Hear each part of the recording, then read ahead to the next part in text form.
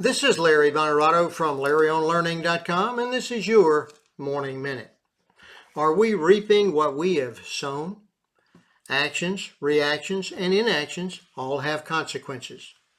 In the 1960s and 70s, America experienced massive cultural change. The sexual revolution was in full swing. Free love was being championed due to the pill. Marijuana and LSD were commonplace and accepted. At Woodstock, we mixed sex, drugs, and rock and roll. There were disruptive demonstrations and riots due to the Vietnam War. Plus, Marxist community organizers were just getting started. In the 1980s, after the Vietnam War, the youngsters who were organizing and protesting grew up, becoming university professors. These folks held anti-American views and began teaching the wonders of communism. These parents, in an effort to make the world fair, started awarding participation trophies to the kids instead of for winning performances. Kids learned that drugs were okay and that America was bad. In the 1990s, community organizers with their affinity for Marxism began shaking down businesses for money or be labeled as racist.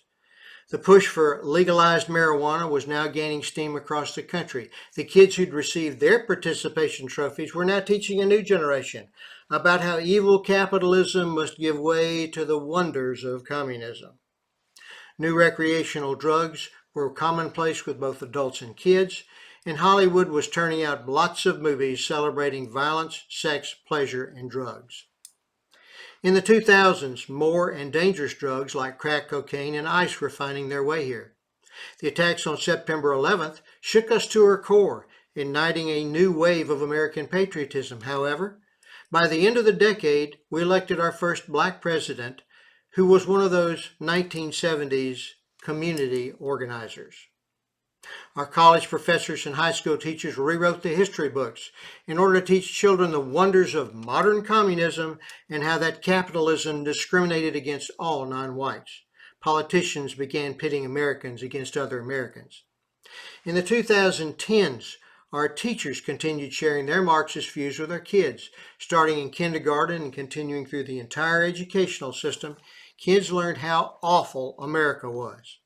The parents who grew up in the 2000s turned the training of their kids over to educational experts. There was a lack of parental involvement and discipline, coupled with no accountability for the kids. Marijuana, now 70% more potent than the weed of the 1960s, was legal in many states, making it much easier to get high. In the 2020s, we had a pandemic shutting down our economy and our schools.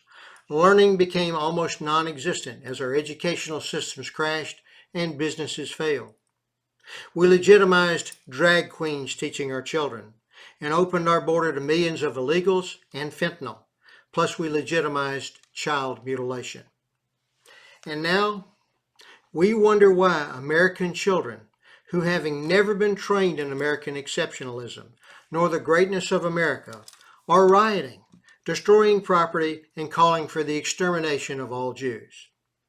We are, in fact, reaping what we have sown. And that is today's Morning Minute.